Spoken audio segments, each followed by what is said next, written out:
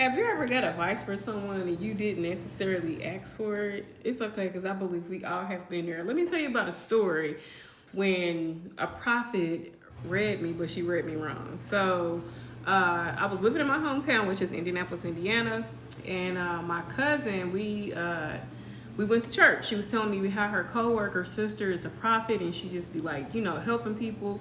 And I believe in prophets because I've had prophets like I've met before. God sent them to me, and they were able to tell me things about myself that I had never shared with anybody. So I'm like, okay, we can go. So we go. I'm in the spirit, And my cousin has been with me before when a prophet had came to me and told me some stuff about my life. So I'm just like, okay, we gonna go. So we go to this church, and I'm happy to be there. And the prophet was preaching, and right in the middle of her sermon, she calls me out and says, God told me to tell you to stop doing something that you have been doing. I'm like, oh, what is she talking about?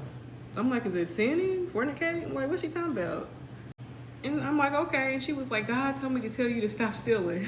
What? Them clothes you got on, you stole them clothes. I'm looking at her like, what? My cousin looking at me like, what is she talking about? You stealing? It took God for me not to say nothing to her, but I wanted to check her. I said, what is she talking about? Let me tell you, at the time, I was a single mother. I had 2 daughters, and I was working. I was a CNA, so I had a slave job. Well, it felt like it. I was a CNA, and I worked that job. Even if I could pick up extra shifts, I would work that job. I never stole clothes a day in my life. And the clothes that she told me that I stole, actually someone bought them for me. It was a Valentine's Day gift. They were bought for me. Nothing I owned was stolen. So we get out, I said, I don't like her. And my cousin was like, you been still? I said, girl, come on now. I said, I'm still. She said, right. She was like, dang, I'm kind of embarrassed because, usually when she read people, she be gone. I'm like, nah, I'm good. So we go back to my cousin's job to talk to her coworkers, the sisters, the woman that was supposed to be the prophet. And I told her what she said. And she said, oh, no, now. She's like, I'm so sorry. She's like, you should have told her, no, you need to keep reading. You're reading me wrong. And she was telling the truth.